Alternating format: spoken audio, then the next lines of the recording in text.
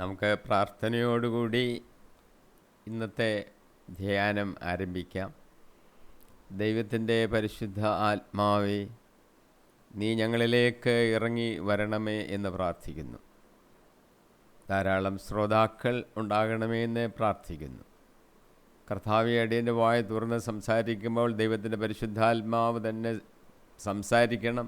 വാക്കുകൾ തരണം, വിശദീകരണങ്ങൾ തരണം, വ്യാഖ്യാനിച്ച് തരണം. നിൻ്റെ ആത്മാവ് തന്നെ ഞങ്ങളോട് സംസാരിക്കണം. അടിയൻ്റെയും കേൾക്കുന്ന എല്ലാവരുടെയും ഹൃദയങ്ങളിൽ ആത്മാവ് പ്രവർത്തിച്ചുകൊണ്ടിരിക്കണം. അത് ഫലം പുറപ്പെടുവിക്കണം. കർത്താവെ, മാനസാന്തരത്തിൻ്റെ അനുഭവങ്ങളുണ്ടായി കർത്താവായ യേശു ക്രിസ്തുവിൽ വിശ്വസിച്ച് രക്ഷയുടെ അനുഭവത്തിലേക്ക് കടന്നു വരുവാൻ ഈ വചനങ്ങൾ പരിശുദ്ധാത്മാവ് അവരിൽ ക്രിയ ചെയ്യണമെന്ന് പ്രാർത്ഥിക്കുന്നു. അനുഗ്രഹിക്കണമേ, യേശു കർത്താവിൻ്റെ നാമത്തിൽ തന്നെ. ആമീൻ. നമ്മൾ കഴിഞ്ഞ ആഴ്ച 2 കൊരിന്ത്യർ 4-ാം അധ്യായം 7 വരെയുള്ള വാക്യങ്ങളാണ് കഴിഞ്ഞ ആഴ്ച നമ്മൾ ചിന്തിച്ചത്. ഈ ആഴ്ച നമുക്ക് 8 മുതൽ അധ്യായം ബാക്കിയുള്ള 18-ാം വാക്യം വരെയുള്ളത് നമുക്കിന്ന് ധ്യാനിക്കാം. ഞാൻ ആദ്യത്തെ 2-3 വാക്യങ്ങൾ വായിക്കുകയാണ് ബൈബിളിൽ നിന്ന്. 8-ാമത്തെ വാക്യം: ഞങ്ങൾ എല്ലാ വിധത്തിലും ഞെരുക്കപ്പെടുന്നു, എങ്കിലും പരിത്യക്തരാകുന്നില്ല; അടിച്ചു വീഴ്ത്തപ്പെടുന്നു, എങ്കിലും നശിപ്പിക്കപ്പെടുന്നില്ല. 10-ാമത്തെ വാക്യം: യേശുവിൻ്റെ ജീവൻ ഞങ്ങളുടെ ശരീരത്തിൽ പ്രത്യക്ഷമാകുന്നതിന് അവിടുത്തെ മരണം ഞങ്ങളെല്ലായ്പ്പോഴും ശരീരത്തിൽ സംവഹിക്കുന്നു. 8, 9, 10 വാക്യങ്ങളിലായിട്ട് പൗലോസിന് അനുഭവിക്കേണ്ടി വന്ന പീഡകൾ, സഹനങ്ങൾ, കഷ്ടപ്പാടുകൾ, മരണത്തോട് വരെയുള്ള എല്ലാ പ്രയാസങ്ങൾ, ഇതൊക്കെയാണ് പറഞ്ഞിരിക്കുന്നത്. കർത്താവിന് വേണ്ടി സഹിക്കുന്നത് വളരെ നല്ലതാണ്. പൗലോസ് ശ്ലീഹ തൻ്റെ ജീവിതം മുഴുവൻ യേശു കർത്താവിൻ്റെ സുവിശേഷ വേലയ്ക്കായിട്ട് ഒഴിഞ്ഞു വച്ചിരിക്കുകയായിരുന്നു. അദ്ദേഹത്തിന് ധാരാളം അടികൾ, പീഡകൾ, കഷ്ടതകൾ, പട്ടിണികൾ, ഉപദ്രവങ്ങൾ, ദ്രോഹങ്ങൾ എല്ലാം സഹിക്കേണ്ടി വന്നു. എല്ലാം ക്രിസ്തുവിനെ പ്രതി സഹിച്ചാൽ ഒളിമങ്ങാത്ത മഹത്വത്തിൻ്റെ കിരീടമാണ് നമുക്ക് പ്രതിഫലമായി ലഭിക്കുന്നത് എന്ന് നമ്മൾ മനസ്സിലാക്കണം. അനനിയാസ് എന്ന് പറയുന്ന ആള് പൗലോസിനോടെ അടുക്കൽ ചെന്ന് പ്രാർത്ഥിക്കാനും അങ്ങനെ പൗലോസ് കാഴ്ചയില്ലാത്തവനായിരുന്നപ്പോൾ വീണ്ടും കാഴ്ച ലഭിക്കാനുമായിട്ട് ദൈവം അനനിയാസിനെ പറഞ്ഞു വിട്ടു. കാരണം ദമാസ്കസിലേക്ക് പോയ വഴിക്ക് ക്രിസ്തുവിൻ്റെ ദർശനമുണ്ടായി. ക്രിസ്തു അവനെ വിളിച്ചില്ലേ പൗലോസിനെ? അതുകൊണ്ടാണ് അവന് ദമാസ്കസിൽ ചെന്നിട്ട് പ്രാർത്ഥിച്ചുകൊണ്ടിരിക്കുമ്പോൾ അനനിയാസിനെ കർത്താവ് പൗലോസിൻ്റെ അടുത്തേക്ക് പറഞ്ഞു വിടുന്നത്. നീ പോയി പ്രാർത്ഥിക്കാൻ പറഞ്ഞു. അങ്ങനെ അനനിയാസിനോട് കർത്താവ് പറഞ്ഞൊരു വാചകം ഞാൻ ബൈബിളിൽ നിന്ന് വായിക്കുകയാണ്.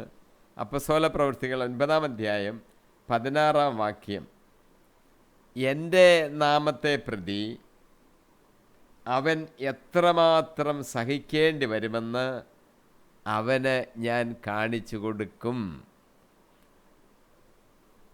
കർത്താവിന് വേണ്ടി സഹിക്കുക, അതിനുവേണ്ടിയാണ് വിളിക്കപ്പെട്ടിരിക്കുന്നത് എന്നർത്ഥം. അനനിയാസിനോട് പറയുകയാണ്. അനനിയാസ് എന്ന് പൗലോസിന് വേണ്ടി പ്രാർത്ഥിച്ചു. ചെതുമ്പല പോലെ എന്തോ ഒന്ന് കണ്ണിൽ നിന്ന് വീണു, കാഴ്ച പ്രാപിച്ചു. പിന്നെ മാനസാന്തരത്തിൻ്റെ ഫലമെന്നുള്ള നിലയിൽ സ്നാനം സ്വീകരിച്ചു. സിനഗോഗുകളിൽ പ്രസംഗിക്കാൻ തുടങ്ങി പൗലോസ് യേശു ദൈവപുത്രനാണ് എന്ന്. അന്ന് മുതലുള്ള എല്ലാ പ്രവർത്തനങ്ങളിലും പൗലോസിന് ധാരാളം പീഡകൾ സഹിക്കേണ്ടി വന്നു. പത്രോസ് അപ്പോസ്തലനും ഇതിനെക്കുറിച്ച് പറഞ്ഞിട്ടുണ്ട്. നമുക്ക് ഒരു ഒളിമങ്ങാത്ത മഹത്വത്തിൻ്റെ കിരീടം ലഭിക്കുമെന്ന്. റോമാലേഖനത്തിൽ പൗലോസ് തന്നെ ഒരു വാചകം എഴുതിയിരിക്കുന്നു. ഞാൻ വായിക്കുകയാണ്. നാം മക്കളെങ്കിൽ അവകാശികളുമാണ്. ദൈവത്തിൻ്റെ അവകാശികളും ക്രിസ്തുവിൻ്റെ കൂട്ടവകാശികളും. എന്തെന്നാൽ അവനോടൊപ്പം ഒരിക്കൽ മഹത്വപ്പെടേണ്ടതിന് ഇപ്പോൾ അവനോടുകൂടെ നാം പീഡ അനുഭവിക്കുന്നു. നാം എന്തിനാണിപ്പോൾ പീഡ അനുഭവിക്കുന്നത്? അവനോടുകൂടി ഒരിക്കൽ മഹത്വപ്പെടേണ്ടതിന്. ഇപ്പോൾ പീഡ സഹിച്ചെന്ന് വിചാരിച്ച് നഷ്ടമൊന്നും ഉണ്ടാകത്തില്ല. അവനോടുകൂടി, ക്രിസ്തുവിനോടുകൂടി നാം മഹത്വം പ്രാപിക്കും. മോശയെക്കുറിച്ച് ഹെബ്രായ ലേഖനത്തിൽ പൗലോസ് എഴുതിയിരിക്കുന്നു. മോശ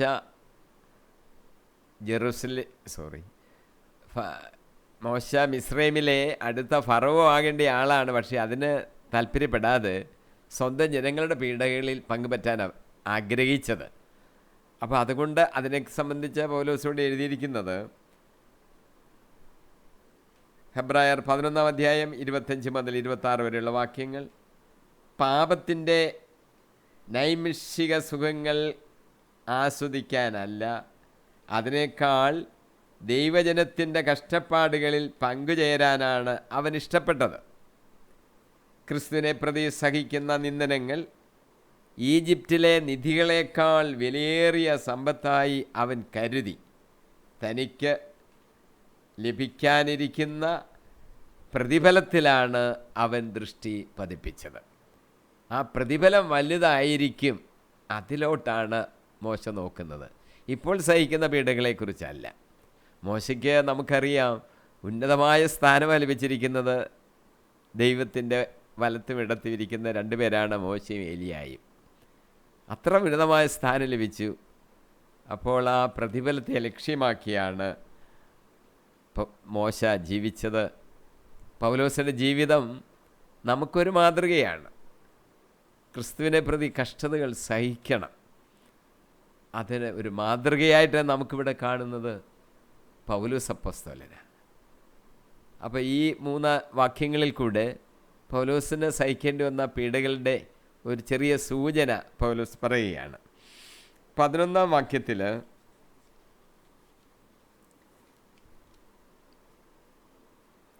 ഞങ്ങളുടെ മർത്യ ശരീരത്തിൽ യേശുവിൻ്റെ ജീവൻ പ്രത്യക്ഷമാകേണ്ടതിന് ഞങ്ങൾ ജീവിച്ചിരിക്കുമ്പോൾ യേശുവിനെ പ്രതി സദാ മരണത്തിന് ഏൽപ്പിക്കപ്പെടുന്നു. നമ്മൾ സദാ മരണത്തിന് ഏൽപ്പിക്കപ്പെടുകയാണ്. എന്തിനാണ്?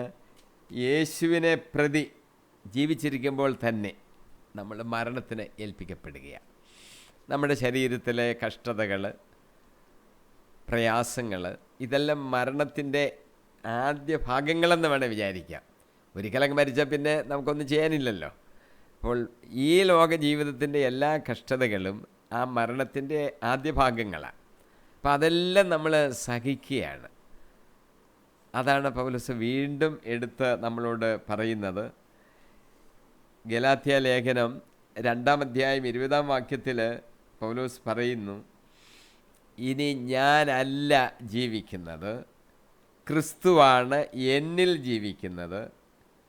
എൻ്റെ ഇപ്പോഴത്തെ ഐഹിക ജീവിതം എന്നെ സ്നേഹിക്കുകയും എനിക്ക് വേണ്ടി തന്നെ അവൻ്റെ ജീവൻ ബലിയർപ്പിക്കുകയും ചെയ്ത ദൈവപുത്രനിൽ വിശ്വസിച്ചുകൊണ്ടുള്ള ജീവിതമാണ്.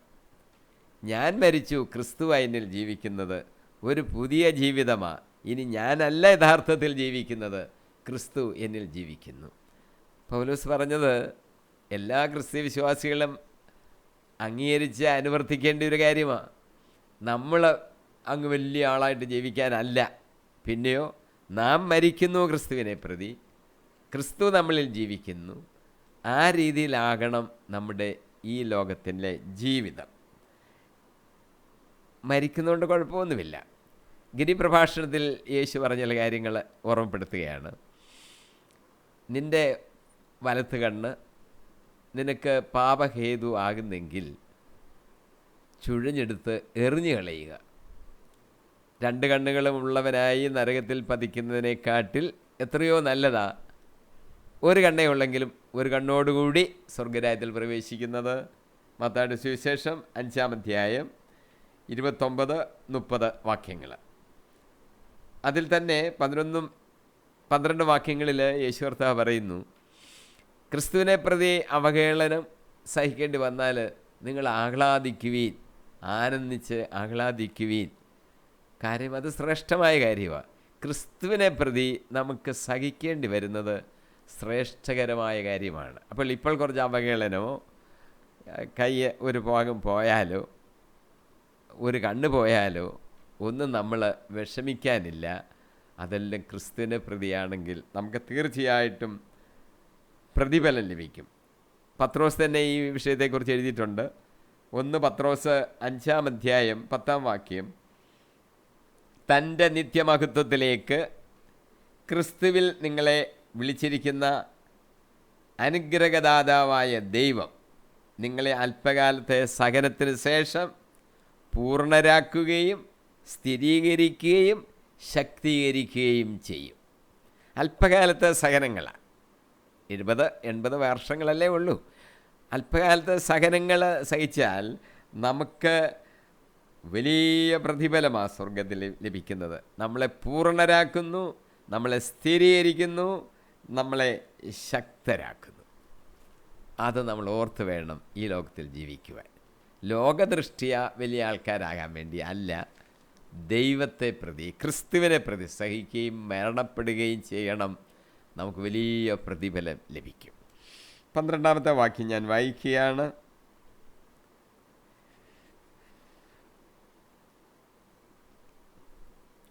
തന്നിമിത്തം ഞങ്ങളിൽ മരണവും നിങ്ങളിൽ ജീവനും പ്രവർത്തിക്കുന്നു. ഇപ്പോൾ ഞങ്ങളിൽ മരണമാണ് പ്രവർത്തിക്കുന്നത്. കാരണം ഞങ്ങൾ ക്രിസ്തുവിന് വേണ്ടി പ്രവർത്തിക്കുമ്പോൾ ഈ മരണം സംഭവിക്കുക. നിങ്ങൾ ജീവിക്കുന്നു, അത് ശരി തന്നെ. 12-ന്റെ വാക്യത്തിൽ നിയമാവർത്തനത്തിൽ നിന്ന് ഒരു വാക്യം നമുക്ക് വായിക്കാം. 8-ാം അധ്യായം 3-ാം വാക്യം, അവിടുന്ന് നിങ്ങളെ എളിമപ്പെടുത്തുകയും വിശപ്പറിയാൻ വിടുകയും നിങ്ങൾക്കും നിങ്ങളുടെ പിതാക്കന്മാർക്കും അപരിചിതമായിരുന്ന മന്ന കൊണ്ട് നിങ്ങളെ തൃപ്തരാക്കുകയും ചെയ്തത് അപ്പം കൊണ്ട് മാത്രമല്ല, കർത്താവിൻ്റെ നാവിൽ നിന്ന് പുറപ്പെടുന്ന ഓരോ വാക്കുകൊണ്ടുമാണ് മനുഷ്യൻ ജീവിക്കുന്നതെന്ന് നിങ്ങൾ മനസ്സിലാക്കാൻ വേണ്ടിയാണ്. നിയമാവർത്തനത്തിൽ ആ പുറപ്പാടിൻ്റെ ഒരു അനുഭവത്തെക്കുറിച്ചൊരു സൂചനയാണ്. നിങ്ങൾ പുറപ്പെട്ടു വന്നുവല്ലോ മിസ്രൈമിൽ നിന്ന്, ഈജിപ്തിൽ നിന്ന്. നിങ്ങൾക്ക് വഴി വെച്ച് മന്ന കിട്ടി, പക്ഷേ വിശപ്പ് അറിയാൻ നിങ്ങളെ കൈവിട്ടിട്ടുണ്ടായിരുന്നു ദൈവം. മന്ന തന്നു, തൃപ്തരാക്കി. എന്തുകൊണ്ടാണ് കർത്താവ് അങ്ങനെ ചെയ്തത്? അന്നന്ന് വേണ്ട ആ അപ്പം മാത്രം ശേഖരിച്ച് നാളത്തേക്ക് വെക്കരുത് എന്നൊക്കെ പറഞ്ഞു. അങ്ങനെ ഭക്ഷിച്ച് പോകാനായിട്ട് കർത്താവ് ഇടയാക്കിയത് എന്താ? അവർ തന്നെ ഒന്ന് പിറുപിറുക്കുന്നുണ്ട്. ഈജിപ്തിലായിരുന്നെങ്കിൽ ഞങ്ങൾക്ക് അപ്പത്തിൻ്റെയും ഇറച്ചിയുടെയും മുന്നിൽ, ഇറച്ചി തിന്നുന്ന ആൾക്കാരാണ്, മുമ്പിലിരുന്ന് സമൃദ്ധമായിട്ട് ഭക്ഷിക്കാമായിരുന്നു. ഈ മരുഭൂമി ഞങ്ങളിവിടെ കൊണ്ടുവന്ന് പട്ടിണി ഇട്ടിട്ട് ചോദിച്ചപ്പം പിന്നെ മന്ന കൊടുത്തു, സ്വർഗത്തിൽ നിന്ന് മോശ വഴി കൊടുത്തു എന്നാണ് നമ്മളത് മനസ്സിലാക്കുന്നത്. ആ മന്നയും ഭക്ഷിച്ച് ഇങ്ങനെ ജീവിച്ച് പോകാൻ കർത്താവ് അനുവദിച്ചത് എന്തിനാണെന്നാണ് നിയമാവർത്തനത്തിൽ ഇവിടെ പറയുന്നത്. അതിനൊരു ഉദ്ദേശമുണ്ട്. അവരെ ദൈവത്തിൽ പൂർണ്ണമായിട്ട് ആശ്രയിക്കണം. ഞങ്ങളെ നടത്തുന്നത് ദൈവമാണ്. ഞങ്ങൾക്ക് ഓരോ ദിവസവും ആവശ്യമായ അപ്പം, അതിൻ്റെ മന്ന തന്നത് ദൈവമാണ്. അങ്ങനെ ദൈവത്തിൽ പൂർണ്ണമായിട്ട് ആശ്രയിച്ച് മുന്നോട്ട് പോകാനുള്ള ഒരു വഴിയാണ് കർത്താവ് ഇവിടെ വെച്ച് കണ്ടത്. ഈ ലോകത്തിൻ്റെ നശ്വരമായ അപ്പം കൊണ്ടല്ല, അതിനുവേണ്ടിയല്ല അധ്വാനിക്കേണ്ടത്. അനശ്വരമായ അപ്പത്തിന് വേണ്ടി അധ്വാനിക്കാൻ യേശു കർത്താവ് നമ്മളോട് ആവശ്യപ്പെടുന്നുണ്ട്. അപ്പോൾ ഇവരെ ഇങ്ങനെ മന്ന മാത്രം കൊടുത്ത് ഇങ്ങനെ നടത്തിക്കൊണ്ട് പോയതിന് കാരണം അവരൊരു കാര്യം മനസ്സിലാക്കണം. അവർ ജീവിക്കുന്നത് ഈ അപ്പം തിന്നത് കൊണ്ട് മാത്രമല്ല, ദൈവത്തിൻ്റെ വായിൽ നിന്ന് വരുന്ന ഓരോ വാക്കുകൊണ്ടുമാണ് അവർ ജീവിക്കുന്നത് എന്ന് അവർ മനസ്സിലാക്കാൻ വേണ്ടിയാണ് അങ്ങനെ ചെയ്തത്. ഇനി ഒരു കാര്യം കൊണ്ട് നമ്മൾ മനസ്സിലാക്കണം. കർത്താവ് പറഞ്ഞ, അല്ലെങ്കിൽ നിയമാവർത്തനത്തിൽ എഴുതിയിരിക്കുന്ന വാചകം കർത്താവിൻ്റെ വാക്കാണ്. ദൈവത്തിൻ്റെ വായിൽ നിന്ന് വരുന്ന ഓരോ വാക്കുകൊണ്ടുമാണ് ജീവിക്കുന്നത്. അപ്പോൾ ഒരു ഭാഗം വായിച്ചിട്ട് മൊത്തത്തിൽ അതിൻ്റെ ഒരു സാരാംശം ഇതാണ്, അങ്ങനെയൊക്കെ അങ്ങ് ജീവിച്ചാൽ മതി, നല്ലവരായിട്ടൊക്കെ ജീവിക്കണമെന്നാണ് കർത്താവ് പറഞ്ഞതിൻ്റെ അർത്ഥം എന്ന് എടുക്കണമെന്നല്ല പറഞ്ഞത്. ഓരോ വാക്കിനും പ്രാധാന്യമുണ്ട്. ദൈവത്തിൻ്റെ വാക്കിൽ നിന്ന് വരുന്ന ഓരോ വാക്കിനും പ്രാധാന്യമുണ്ട്. ആ ഓരോ വാക്കും നമ്മൾ മനസ്സിലാക്കണം. അതിൻ്റെ അർത്ഥം അതെന്താണ് നമ്മളോട് പറയുന്നത് മനസ്സിലാക്കി അതനുസരിച്ച് വേണം നമ്മൾ ജീവിക്കുവാൻ. കർത്താവ് അങ്ങനെ പറഞ്ഞത് പൊതുവിൽ അങ്ങനെ ഒന്ന് പറഞ്ഞതേ ഉള്ളൂ എന്നല്ല, ഓരോ വാക്കും. അതുകൊണ്ടാണ് കർത്താവ് പറഞ്ഞത് വള്ളിയോ പുള്ളിയോ മാറരുത്, ഒന്നും കൂട്ടിച്ചേർക്കരുത്, ഒന്നും എടുത്തു കളയുമരുത്. ഒന്നും കൂട്ടിച്ചേർക്കണ്ട, ഒന്നും എടുത്തു കളയുമരുത്. ഒരു വാക്കം കുറച്ചാൽ എന്താ കുഴപ്പം, എന്നാലും അർത്ഥം അതിങ്ങനെ വരുമല്ലോ എന്നൊന്നും ചിന്തിക്കണ്ട. കർത്താവ് പറഞ്ഞ വാക്കാണോ അതവിടെ കാണണം. കർത്താവിൻ്റെ വാക്കിന് ഓരോ വാക്കിനും പ്രാധാന്യമുണ്ട്. കാര്യം ആൾക്കാരെ പല രീതിയിൽ വ്യാഖ്യാനിച്ച് കളയും. കർത്താവ് പറഞ്ഞതിന് കൂട്ടുകയും വേണ്ട, കുറയ്ക്കുകയും വേണ്ട. 13-ാം വാക്യം, ഞാൻ വിശ്വസിച്ചു അതിനാൽ ഞാൻ സംസാരിച്ചു എന്ന് എഴുതിയവൻ്റെ വിശ്വാസ ചൈതന്യം തന്നെ ഞങ്ങൾക്കുള്ളതുകൊണ്ട് ഞങ്ങളും വിശ്വസിക്കുകയും സംസാരിക്കുകയും ചെയ്യുന്നു. ഞങ്ങളും വിശ്വസിക്കുകയും സംസാരിക്കുകയും ചെയ്യുന്നു. അത് നമ്മൾ പ്രത്യേകം ഓർത്തോണം. നമ്മൾക്ക് ആകെ ചെയ്യേണ്ട പരിപാടി എന്താണ്? വിശ്വസിക്കണം. ആ വിശ്വാസത്തിനനുസരിച്ച് നമ്മൾ സംസാരിക്കണം. വിശ്വസിക്കുന്നവർക്ക് ചില വാഗ്ദാനങ്ങൾ കർത്താവ് തന്നിട്ടുണ്ട്. ഏതാനും വാഗ്ദാനങ്ങൾ ഞാനൊന്ന് എടുത്തു പറയുകയാണ്. അതൊന്ന് ശ്രദ്ധിക്കാം.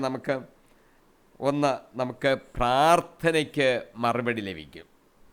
മത്തായിയുടെ സുവിശേഷം 21-ാം അധ്യായം 22-ാം വാക്യം, വിശ്വസിക്കുന്നവർ വിശ്വാസത്തോടെ പ്രാർത്ഥിക്കുന്നത് എല്ലാം നിങ്ങൾക്ക് ലഭിക്കും. ധൈര്യപ്പെടുത്തേണ്ട ഒരു വാക്യമാണ്. വിശ്വാസത്തോടുകൂടെ നമ്മൾ പ്രാർത്ഥിക്കുന്നതെല്ലാം നമുക്ക് ലഭിക്കും. മത്തായിയുടെ സുവിശേഷം 21-ന്റെ 22 ആണെന്ന് ഓർത്തിരിക്കുന്നത് നല്ലതാണ്. അപ്പം നമുക്കൊരു ജീവിതത്തിലൊരാവശ്യമുണ്ട്. പ്രാർത്ഥിച്ചാൽ മതി. പ്രാർത്ഥിച്ചാൽ കിട്ടുമോ? വിശ്വാസത്തോടുകൂടി പ്രാർത്ഥിക്കുന്നതെല്ലാം നമുക്ക് ലഭിക്കുമെന്ന് ദൈവത്തിൻ്റെ വചനം നമ്മളോട് പറയുകയാണ്. വിശ്വാസം വേണമെന്നുള്ളത് അത് കർത്താവ് പലയിടത്തും നമ്മളോട് പറഞ്ഞിട്ടുണ്ട്. അത്ഭുതങ്ങൾ പ്രവർത്തിച്ചപ്പോഴൊക്കെയും കർത്താവ് പറഞ്ഞു വിശ്വസിക്കണം. വിശ്വസിച്ചാൽ സംഭവിക്കും. ലാസറിൻ്റെ പുനരുദ്ധാനം വിശ്വസിച്ചാൽ അത് സംഭവിക്കും. വിശ്വസിച്ചാൽ സിക്കമൂർ മരം വേരോടെ ഇളകി കടലിൽ ചെന്ന് പറഞ്ഞാൽ നടപ്പെടുക എന്ന് പറഞ്ഞാൽ അതും സംഭവിക്കും. ചോദിക്കുന്നതെല്ലാം നമുക്ക് ലഭിക്കും. വിശ്വാസത്തോടുകൂടി പ്രാർത്ഥിക്കണം. നമുക്ക് ജീവിതത്തിൽ ധാരാളം പ്രശ്നങ്ങളുണ്ടല്ലോ, വരുമല്ലോ. ഒരു പ്രശ്നം തീരുമ്പോഴായിരിക്കും അടുത്ത പ്രശ്നം വരുന്നത്. എന്തെല്ലാം ആ ഒരു ലോക ജീവിതത്തിൽ അനുഭവിക്കുന്നത്. പലരോടും ചെന്ന ആവശ്യങ്ങളൊക്കെ പറയും. പലർക്കും അവർ ചെയ്യുന്ന സഹായങ്ങൾ കാണുമായിരിക്കും. പക്ഷെങ്കിൽ പൂർണ്ണമായിട്ടും ഒരു വിടുതൽ, ഒരു ഉത്തരം ലഭിക്കണമെങ്കിൽ നമ്മൾ കർത്താവിനോട് പ്രാർത്ഥിച്ചാൽ മതി. വിശ്വാസത്തോടുകൂടി പ്രാർത്ഥിക്കണം. ലഭിക്കുക തന്നെ ചെയ്യും. രണ്ടാമത്തെ കാര്യം, ദൈവമക്കളാകുവാൻ നമുക്ക് കഴിവ് ലഭിക്കുന്നു.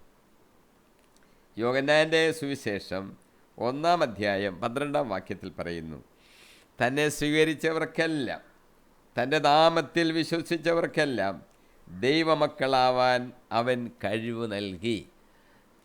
ദൈവമക്കളാകുകയാണ് നമ്മൾ. ആര്?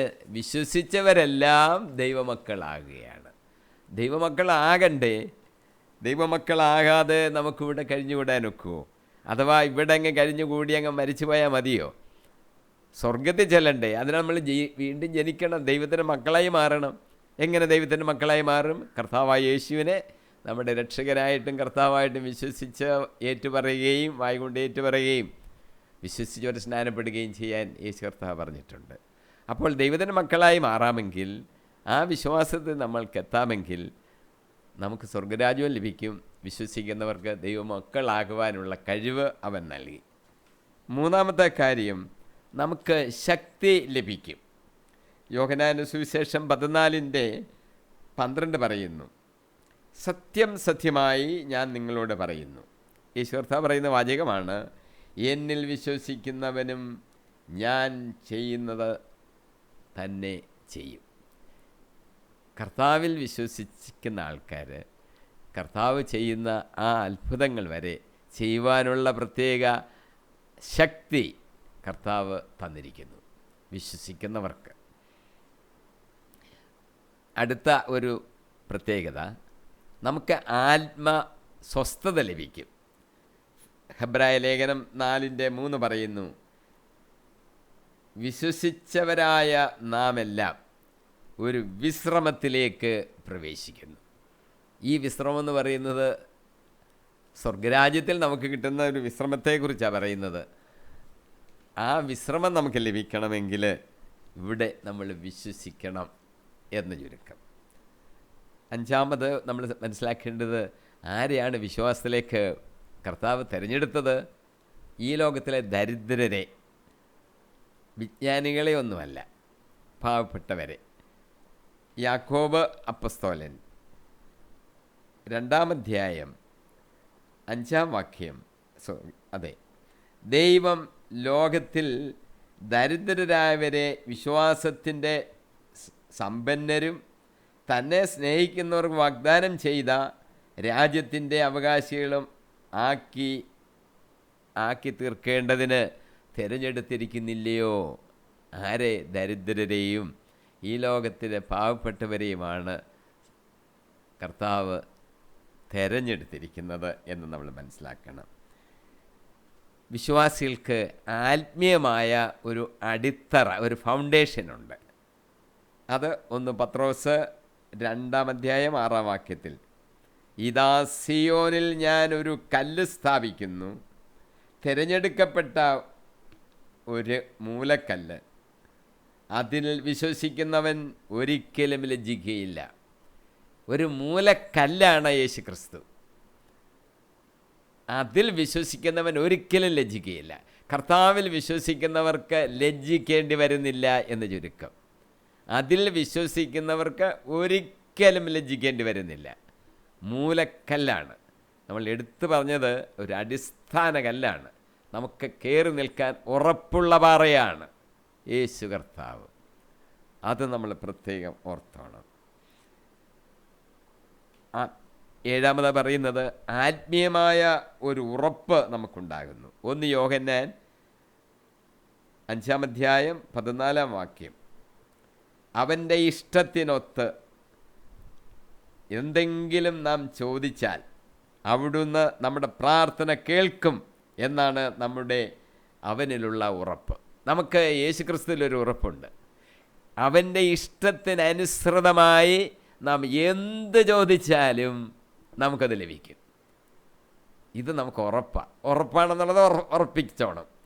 സംശയത്തോടല്ല, എന്ത് ചോദിച്ചാലും കിട്ടും. അത് ഉറപ്പാണ്. അവൻ്റെ ഇഷ്ടത്തിന് അനുസൃതമായി വേണം. മറ്റുള്ളവരെ ദ്രോഹിക്കണമെന്നോ അവർക്ക് നാശം വരണമെന്നോ ഒന്നുമല്ല നമ്മൾ പ്രാർത്ഥിക്കേണ്ടത്. യേശു കർത്താവിൻ്റെ ഇഷ്ടത്തിനൊത്ത് നമ്മൾ എന്ത് പ്രാർത്ഥിച്ചാലും തരുമെന്നൊന്നും സംശയിക്കണ്ട. എന്ത് പ്രാർത്ഥിച്ചാലും ലഭിക്കുമെന്നുള്ളതാണ് അവനിലുള്ള നമ്മുടെ ഉറപ്പ്. അടുത്തത് 8-ാമത്തെ കാര്യം, നമുക്ക് ആവശ്യമുള്ളതെല്ലാം അവൻ നിറവേറ്റിത്തരും. ഫിലിപ്പിയ ലേഖനത്തിൽ 4-ാം അധ്യായം 19-ാം വാക്യത്തിൽ പൗലോസ് എഴുതുന്നു, എൻ്റെ ദൈവം തൻ്റെ മഹത്വത്തിൻ്റെ സമ്പന്നതയിൽ യേശു ക്രിസ്തു വഴി നിങ്ങൾക്ക് ആവശ്യമുള്ളതെല്ലാം നൽകും.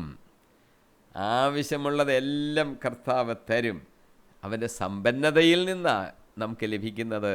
ഇല്ലാത്തവനല്ല നമ്മുടെ ദൈവം, എല്ലാം ഉള്ളവൻ. അവൻ്റെ സമ്പന്നതയിൽ നിന്ന് യേശു ക്രിസ്തു വഴി നമുക്കിങ്ങനെ ഇട്ട് തന്നുകൊണ്ടേയിരിക്കും. 9-ാമത്തെ കാര്യം, നമുക്ക് രക്ഷ ലഭിക്കുന്നതും വിശ്വാസത്തിൻ്റെ അടിസ്ഥാനത്തിലാണ്. യോഹന്നാൻ്റെ സുവിശേഷം 3:16, അവനിൽ വിശ്വസിക്കുന്ന ഏവനും നശിച്ചു പോകാതെ നിത്യജീവൻ പ്രാപിക്കുന്നതിന് വേണ്ടി തൻ്റെ ഏകജാതനെ നൽകുവാൻ തക്കവണ്ണം ദൈവം ലോകത്തെ അത്രമാത്രം സ്നേഹിച്ചു. രക്ഷ ലഭിക്കാൻ യേശുക്രിസ്തുവിലുള്ള വിശ്വാസമാണ് നമുക്ക് ആധാരം. ഇനി ഞാൻ 14-ാമത്തെ വാക്യം വായിക്കുകയാണ്. കർത്താവായ യേശുവിനെ ഉയർപ്പിച്ചവൻ യേശുവിനോടുകൂടെ ഞങ്ങളെയും ഉയർപ്പിക്കുമെന്നും നിങ്ങളോടൊപ്പം അവിടുത്തെ സന്നിധിയിൽ കൊണ്ടുവരുമെന്നും ഞങ്ങൾ അറിയുന്നു. ഇതെല്ലാം നിങ്ങൾക്ക് വേണ്ടിയാണ്. കർത്താവായ യേശു ഉയർത്തു. ഞങ്ങൾക്കൊരു വിശ്വാസമുണ്ട്, ഞങ്ങളെ ഉയർപ്പിക്കും. ഇതാണ് ഒരു ക്രിസ്ത്യാനിക്കുള്ള വിശ്വാസം, ഞങ്ങളെയും ഉയർപ്പിക്കും.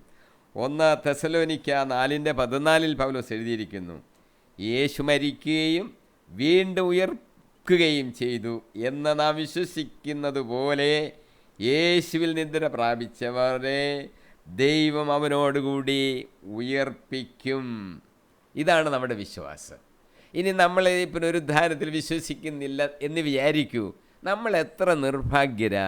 നമ്മൾ ക്രിസ്തുവിന് വേണ്ടി കഷ്ടതകളെ സഹിച്ച് പ്രത്യേകമായ ഒരു നവീകരിക്കപ്പെട്ട ജീവിതം ഇവിടെ നയിച്ച് പലർക്കും ലഭിക്കുന്ന ആനുകൂല്യങ്ങളൊന്നും വേണ്ടാന്ന് വെച്ചിട്ട് ക്രിസ്തുവിന് വേണ്ടി മരിച്ച് അങ്ങനെ ഉള്ള ഒരു ജീവിതം ഈ ലോകത്തിൽ നയിക്കുമ്പോൾ നമുക്കൊത്തിരി നഷ്ടങ്ങളും പ്രയാസങ്ങളും ഉണ്ട്. ഈ പുനരുദ്ധാനം ലഭിക്കുമെന്നുള്ളത് കൊണ്ടാണ് നമ്മളിതെല്ലാം ഇവിടെ സഹിക്കുന്നത്. പുനരുദ്ധാനമില്ലെങ്കിലോ നമ്മുടെ വിശ്വാസമെല്ലാം നഷ്ടമല്ലേ.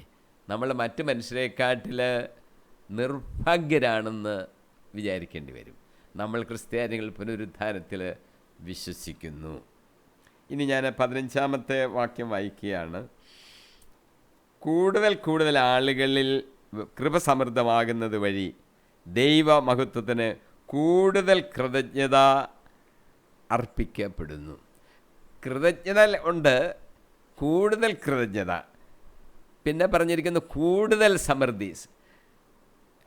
സമൃദ്ധിയുള്ള കൃപ കൂടുതൽ സമൃദ്ധമാകുന്നു, കൂടുതൽ കൃതജ്ഞത ദൈവത്തിന് ലഭിക്കുന്നു. അപ്പോൾ എല്ലാത്തിനും അതിൻ്റെ ഒരു മിനിമത്തിൽ ഉണ്ടെന്ന് പറഞ്ഞാൽ പോരാ, സമൃദ്ധമായി കൂടുതലായിട്ട് നമുക്ക് ലഭിക്കുന്നു എന്ന് നമ്മൾ മനസ്സിലാക്കണം. യേശു കർത്താവ് അത്ഭുതം പ്രവർത്തിച്ചപ്പോൾ നമുക്കൊരു കാര്യം അറിയാം. കാനായിലെ കല്യാണ വിരുന്നിൽ വെച്ച് പച്ചവെള്ളത്തെ വീഞ്ഞാക്കി കൊടുത്തു. അത്ഭുതം നടത്തിയെന്ന് മാത്രമല്ല, ഒരു അളവ് നമ്മൾ മനസ്സിലാക്കണം. അവിടെ ഉള്ളവരെല്ലാം സംതൃപ്തമായിട്ട് വീഞ്ഞ് കുടിച്ച് കഴിഞ്ഞിട്ടും ധാരാളം മിച്ചം വന്നു. സമൃദ്ധമാണ്. കർത്താവ് ഒരു കാര്യം ചെയ്യുമ്പോൾ സമൃദ്ധമായിട്ടാണ്, അല്പമായിട്ടല്ല. 5000 പുരുഷന്മാർ ഭക്ഷണം കഴിച്ച അത്ഭുതം 5 അപ്പവും 2 മീനും വാഴ്ത്തി വർദ്ധിപ്പിച്ച് കൊടുത്തത് മിച്ചം വന്നു. കർത്താവിന് കണക്കറിയാൻ മേത്തോണ്ടാണോ? കൃത്യമായിട്ട് കൊടുത്താലും മതിയായിരുന്നല്ലോ. മിച്ചം വന്നു. എത്ര? 12 കൊട്ട നിറയെ സമൃദ്ധമായി നൽകുന്നു. ഇവിടെ നമ്മുടെ വിശ്വാസത്താൽ നമുക്ക് ചില സമൃദ്ധമായ ചില കാര്യങ്ങൾ ലഭിക്കും എന്നുള്ളതിന് ഞാൻ 1-2 കാര്യങ്ങൾ എടുത്ത് പറയുകയാണ്. 1, സമൃദ്ധമായ ആനന്ദം ലഭിക്കുന്നു. സങ്കീർത്തനം 36:8 പറയുന്നു, അവർ അങ്ങയുടെ ഭവനത്തിലെ സമൃദ്ധിയിൽ നിന്ന് വിരുന്നുണ്ട്, തൃപ്തി അടയുന്നു, അവിടുത്തെ ആനന്ദധാരയിൽ നിന്ന് അവർ പാനം ചെയ്യുന്നു. അവിടുത്തെ ഭവനത്തിൽ വലിയ സമൃദ്ധിയാണ്. വിരുന്നുണ്ടാൽ അങ്ങ് ചെന്നാൽ മതി, എന്തൊരു സമൃദ്ധമായ ഭക്ഷണം. അപ്പോൾ അത് അങ്ങനെ നമ്മൾ ആനന്ദിക്കുകയാണ്. പിന്നെ കർത്താവ് തന്നെ പറഞ്ഞിരിക്കുന്നു, യോഹന്നാൻ സുവിശേഷം 10-ാം അധ്യായം 10-ാം വാക്യം, സമൃദ്ധമായ ജീവൻ. ഇച്ചിരി ജീവനല്ല, പക്ഷപാതം പിടിച്ച് കട്ടിൽ കിടന്നാലും ജീവന, രോഗിയായിട്ട് കിടന്നാലും ജീവന, ആ ജീവനല്ല, സമൃദ്ധമായ ജീവന കർത്താവ് നമുക്ക് തരുന്നത്. ഞാൻ വന്നിരിക്കുന്നത് അവർക്ക് ജീവൻ ഉണ്ടാകാനും അത് സമൃദ്ധമായി ഉണ്ടാകാനും അത്രേ. 3-ാമത് 2 കൊരിന്ത്യർ 9-ാം അധ്യായം 8-ാം വാക്യത്തിൽ പറയുന്നു, സമൃദ്ധമായ അനുഗ്രഹം നമുക്ക് ലഭിക്കുകയാണ്. അല്പമല്ല, സമൃദ്ധമായ അനുഗ്രഹം. നിങ്ങൾക്ക് ആവശ്യമുള്ളതെല്ലാം സമൃദ്ധമായി ഉണ്ടാകാനും സമൃദ്ധമായ ധാരാളമായി ചെയ്യുവാനും വേണ്ട സൽകൃത്യങ്ങൾ ധാരാളമായി സമൃദ്ധമായി ചെയ്യാനും വേണ്ട എല്ലാ അനുഗ്രഹങ്ങളും സമൃദ്ധമായി നൽകുവാൻ കഴിവുള്ളവനാണ് നമ്മുടെ കർത്താവ്. പിന്നെ കൃപയെ സംബന്ധിച്ചാൽ നമുക്ക് സമൃദ്ധമായ കൃപയാണ്. കൃപ സമൃദ്ധമായി നൽകപ്പെടുന്നു. നമ്മളെ ശുശ്രൂഷ ചെയ്യാൻ ശക്തരാക്കുന്നു ഈ കൃപ. ലളിത ജീവിതം നയിക്കാൻ നമുക്ക് പ്രാപ്തി നൽകുന്നത് ഈ സമൃദ്ധമായ കൃപയാണ്. ദൈവം അഹങ്കാരികളെ തള്ളിക്കളയുകയും എളിമയുള്ളവർക്ക് കൃപ നൽകുകയും ചെയ്യുന്നു. അത് നമ്മൾ ഓർക്കണം. ആർക്കാണ് ഈ കൃപയൊക്കെ ലഭിക്കുന്നത്? എളിമയുള്ളവർക്ക് കൃപ ലഭിക്കുന്നു. കൃപാപരമെന്ന് പറയുന്നത് ശക്തിയുടെ ഒരു വലിയ ഉറവിടമാണ്. അവിടെ നിന്നാണ്, ഈ കൃപയിൽ നിന്നാണ് നമുക്ക് ശക്തി ലഭിക്കുന്നത്. രക്ഷയോ അതും കൃപയാൽ തന്നെ നമുക്ക് ലഭിക്കുകയാണ്. എഫേസോസ് ലേഖനത്തിലെ 1:17 പൗലോസ് എഴുതിയിരിക്കുന്നു, അവിടുത്തെ കൃപയുടെ സമൃദ്ധിക്കൊത്ത് നമുക്ക് ക്രിസ്തുവിൽ പാപമോചനവും അവൻ്റെ രക്തം വഴി നമുക്ക് നിത്യജീവനും ലഭിക്കുന്നു. ഇതാണ് കൃപയുടെ സമൃദ്ധി എന്ന് പറയുന്നത്. ഞാൻ 16 കൂടെ വായിക്കുകയാണ്. ഞങ്ങൾ ഭഗ്നാശരാകുന്നില്ല, ഞങ്ങളിലെ ബാഹ്യമനുഷ്യൻ ക്ഷയിച്ചുകൊണ്ടിരിക്കുകയാണെങ്കിലും ആന്തരിക മനുഷ്യൻ അനുദിനം നവീകരിക്കപ്പെടുന്നു. ഇവിടെ നമ്മൾ കാണുന്നത് ഒരു ബാഹ്യമനുഷ്യനും പിന്നീട് പറയുന്നു ഒരു ആന്തരിക മനുഷ്യനും. ആ ആന്തരിക മനുഷ്യൻ അനുദിനം നവീകരിക്കപ്പെടുന്നു. എന്താണ് ഈ ബാഹ്യ മനുഷ്യൻ? ബാഹ്യ മനുഷ്യൻ എന്ന് പറഞ്ഞാൽ ബാഹ്യമായി നമ്മൾ കാണുന്ന ഈ മനുഷ്യനാണ്, ഈ ശരീരം ഒക്കെയാണ്. അത് നശിച്ചുകൊണ്ടിരിക്കുന്നതാണെന്ന് നമുക്കറിയാം. മനുഷ്യനെ 70-80 വർഷം അത്രമാണ് അനുവദിച്ചത്. പിന്നെ ചിലർ ദൈവകൃപയാൽ കുറേ കൂടെ ജീവിച്ചിരിക്കുന്നു. പക്ഷേ ആന്തരിക മനുഷ്യന് അനുദിനം നവീകരിക്കപ്പെടുകയാണ്. ആന്തരിക മനുഷ്യൻ എന്ന് പറഞ്ഞാൽ നമ്മുടെ ഉള്ളിലുള്ള എന്നാണ്. അപ്പോൾ ആത്മാവിനെക്കുറിച്ചാണ്. എന്നാൽ ആത്മാവിനെക്കുറിച്ച് മാത്രമല്ല ഉദ്ദേശിക്കുന്നത്, ഒരു ആത്മീയ ശരീരം നമ്മൾ പ്രാപിക്കുമല്ലോ ഉയർത്തെഴുന്നേൽക്കുമ്പോൾ, സ്വർഗീയ ശരീരമെന്നും പറയാം. അപ്പോൾ ആ ആത്മീയ ശരീരവും നമ്മുടെ ആത്മാവും ആയിരിക്കുന്ന ഉയർത്തെഴുന്നേറ്റ് കഴിയുമ്പോൾ ഉണ്ടാകുന്ന ആ വ്യക്തിയാണ് യഥാർത്ഥത്തിൽ ആന്തരിക മനുഷ്യനെന്ന് പറയുന്നത്. ആത്മാവിനെ മാത്രം ഉദ്ദേശിച്ചല്ല, ആ നവീകരിക്കപ്പെട്ട മാറ്റം വന്ന രൂപാന്തരപ്പെട്ട ശരീരത്തോടു കൂടിയ ആത്മാവ്, അതാണ് ആന്തരിക മനുഷ്യൻ. 10 തന്നെ പൗലോസ് ഇവിടെ പറയുന്നുണ്ട്. 10 തന്നെ പറയുന്നു ബാഹ്യമനുഷ്യൻ അനുദിനം അങ്ങനെ മരിച്ചുകൊണ്ടിരിക്കുകയാണെന്ന്. ഗലാത്യ ലേഖനം 6:8 പൗലോസ് പറയുന്നു, സ്വന്തം ജഡത്തിനായി വിതയ്ക്കുന്നവൻ ജഡത്തിൽ നിന്ന് നാശം കൊയ്തെടുക്കും, ആത്മാവിനായി വിതയ്ക്കുന്നവനാകട്ടെ ആത്മാവിൽ നിന്ന് നിത്യജീവൻ കൊയ്തെടുക്കും. അപ്പം വിതയ്ക്കുന്നത് എന്താണെന്ന് നോക്കിക്കോണം. ആത്മാവിനായി വിതച്ചാൽ ആത്മാവിനായിട്ട് നിത്യജീവൻ കൊയ്യും, ജഡത്തിനായിട്ട് വിതച്ചാൽ നാശമേ കൊയ്യുള്ളൂ. സുഭാഷിതങ്ങൾ 3:11-12 കർത്താവിൻ്റെ ശിക്ഷണത്തെ നിന്ദിക്കരുത്, അവിടുത്തെ ശാസനത്തിൽ മടുപ്പ് തോന്നുകയുമരുത്. എന്തെന്നാൽ പിതാവ് പുത്രനെ എന്ന പോലെ കർത്താവ് താൻ സ്നേഹിക്കുന്നവരെ ശാസിക്കുന്നു. എന്തെങ്കിലും ശിക്ഷണം നമുക്ക് ലഭിക്കുമ്പോൾ പ്രയാസമായിട്ട് പെട്ടെന്ന് തോന്നും, പക്ഷേ നമ്മൾ അതിനെ നിന്ദിക്കരുത്. അത് കർത്താവ് നമ്മളിന്ന് പരീക്ഷിക്കുന്നതായിരിക്കും. അതിനെ സ്വീകരിച്ച് നമ്മൾ ജീവിച്ച് മുന്നോട്ട് നീങ്ങാമെങ്കിൽ കർത്താവ് മക്കളെ ശിക്ഷിക്കുകയാണ് എന്നുള്ള ധാരണ നമ്മൾ സ്വീകരിച്ചാൽ നമുക്ക് ലഭിക്കുന്ന പ്രതിഫലം വലുതായിരിക്കും. വെളിപാട് 2-3 എഫേസോസിലെ ദൂതന്, അതിൻ്റെ നടത്തിപ്പുകാരനായ ദൂതന് ഒരു സന്ദേശം കൊടുത്തിരിക്കുന്നത്, തീർച്ചയായും നീ ക്ഷമാപൂർവം എല്ലാ കഷ്ടതകളും സഹിക്കുന്നുണ്ട്, എൻ്റെ നാമത്തെ പ്രതി പീഡകൾ സഹിച്ചിട്ടും നീ ക്ഷീണിച്ചു പോയില്ല. നമുക്കും അത് ബാധകമാക്കണം. നമ്മളും കർത്താവിനെ പ്രതി പീഡകളൊക്കെ സഹിച്ചു, പ്രവർത്തിച്ചു, ക്ഷീണിച്ചു പോകരുത്. വെളിപാട് 2:3 പ്രശംസിച്ച് പറഞ്ഞിരിക്കുന്നതാണ് എഫേസസിലെ സഭയുടെ സഭയ്ക്ക് സഭയുടെ ദൂതന്. ഈ കഷ്ടതകൾക്ക് ശുദ്ധീകരിക്കാനുള്ള ഒരു സ്വാധീന ശക്തിയുണ്ട്. സങ്കീർത്തനം 60:10 പറയുന്നു, ദൈവമേ അങ്ങ് ഞങ്ങളെ പരീക്ഷിച്ചറിഞ്ഞു, ഞങ്ങളെ വെള്ളി എന്ന പോലെ അങ്ങ് പരിശോധിച്ചു. വെള്ളി തീയിലിട്ട് ശുദ്ധീകരിക്കുന്നത് പോലെ നമ്മളെ ശുദ്ധീകരിക്കുകയാണ് എന്ന് നമ്മൾ മനസ്സിലാക്കണം. നമ്മളുടെ മനുഷ്യർ, ബാഹ്യമായ മനുഷ്യനെ സംബന്ധിച്ച് ചിന്തിച്ചാൽ വളരെ നിസ്സാരരാണ്, വളരെ നിസ്സാരമാണ് മനുഷ്യനെന്ന് പറയുന്നത്. അങ്ങ് പൊങ്ങിയൊന്നും പറഞ്ഞ് നിൽക്കണ്ട, കാര്യം അങ്ങനൊന്നും ഇല്ല. മനുഷ്യൻ വളരെ നിസ്സാരനാണ്. മനുഷ്യൻ പൊടി കൊണ്ട് ഉള്ള ഒരു കൂടാരമാണെന്നാണ് ജോബ് പറയുന്നത്. ജോബിൻ്റെ 4-8 പൊടിയിൽ നിന്ന് രൂപം കൊണ്ട് മൺപുരകളിൽ വസിച്ച് ചിതൽ പോലെ ചതച്ച് അരയ്ക്കപ്പെടുന്നവനാണ് ഈ മനുഷ്യൻ. വീണ്ടും പറയുന്നു 25-ാം അധ്യായം 6-ാം വാക്യം, മനുഷ്യൻ പുഴുവും കൃമിയുമാണ്. ഇത്രയുള്ള വിലയുള്ളൂ മനുഷ്യന്. വലിയ ആളാണെന്നൊന്നും ഭാവിക്കേണ്ട, അല്ല, പുഴുവും കൃമിയുമാണ്. ആന്തരിക മനുഷ്യനെക്കുറിച്ച് ഗലാത്യ ലേഖനത്തിൽ 5-ാം അധ്യായം 19-20 പറയുന്നു, ജഡത്തിൻ്റെ വ്യാപാരങ്ങൾ എല്ലാവർക്കും അറിയാം.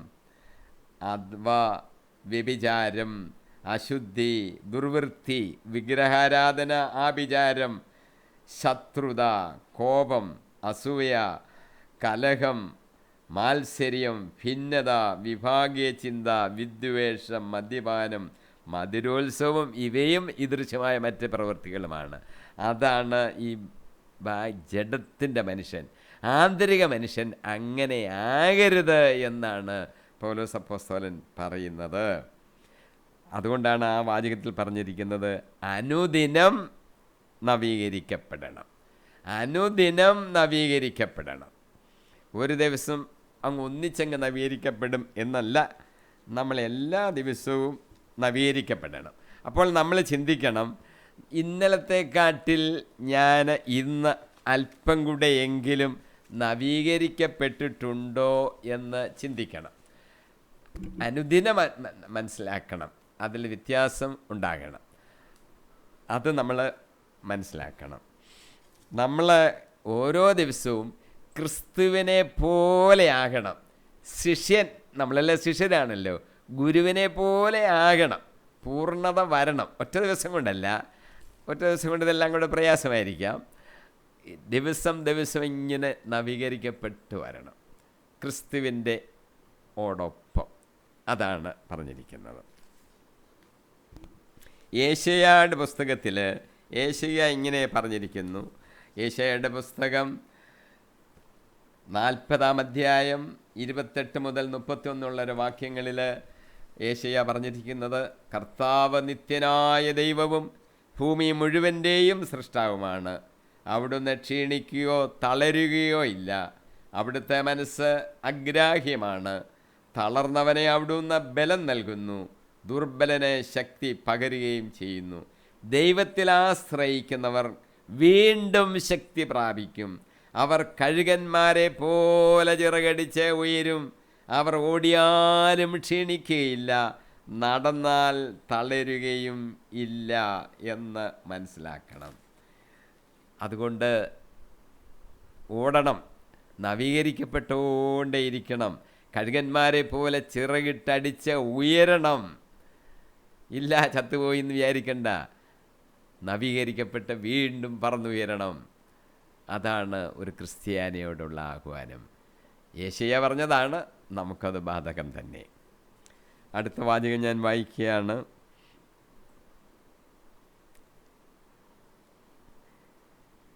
ഞങ്ങളുടെ ക്ലേശങ്ങൾ നിസ്സാരവും ക്ഷണികവുമാണ്, അവയുടെ ഫലമോ അനുഭവമായ മഹത്വം. ഞങ്ങളുടെ ഈ ലോകത്തിൻ്റെ ക്ലേശങ്ങളുടെ കാര്യമാണല്ലോ പറഞ്ഞത്, നിസ്സാരമാണ്, അത് താൽക്കാലികമാണ്, അതിൻ്റെ ഫലമോ അനുപമമാണ്. ഈ ലോകത്തിൽ നമ്മൾ എത്ര വർഷമാണ്? കുറച്ച് വർഷങ്ങളല്ലേ കഷ്ടപ്പെടുന്നുള്ളൂ. പക്ഷേ അതിൻ്റെ ഫലം അനുപമമായിരിക്കും.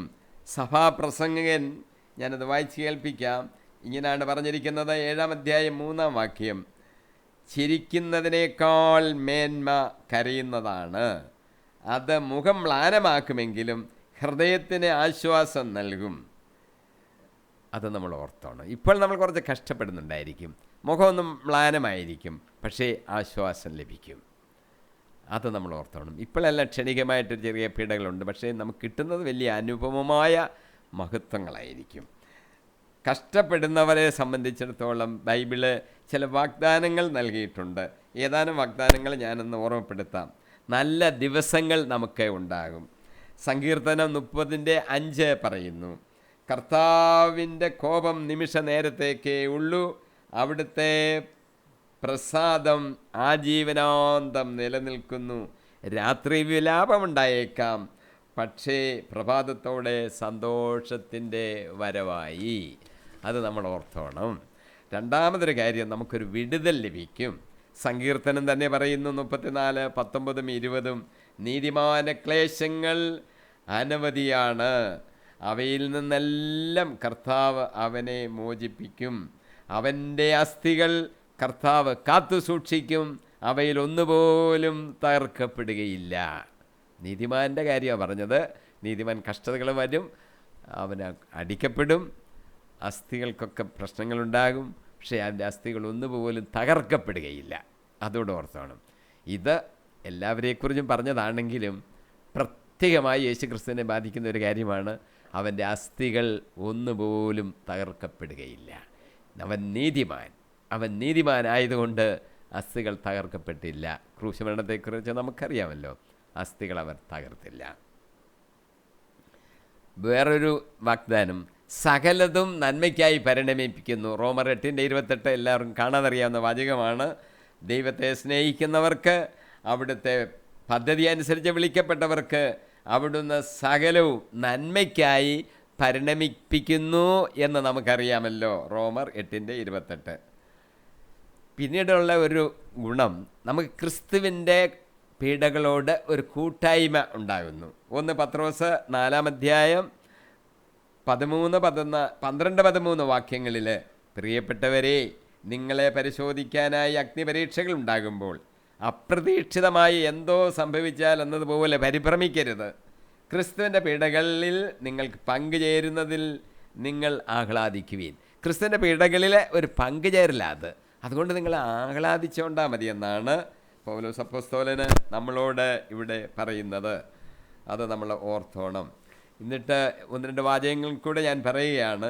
കൊളോസോസ്കാർക്ക് എഴുതിയ ലേഖനം 3 4 നമ്മുടെ ജീവനായ ക്രിസ്തു പ്രത്യക്ഷനാകുമ്പോൾ അവനോടുകൂടെ നിങ്ങൾ മഹത്വത്തിൽ പ്രത്യക്ഷപ്പെടും.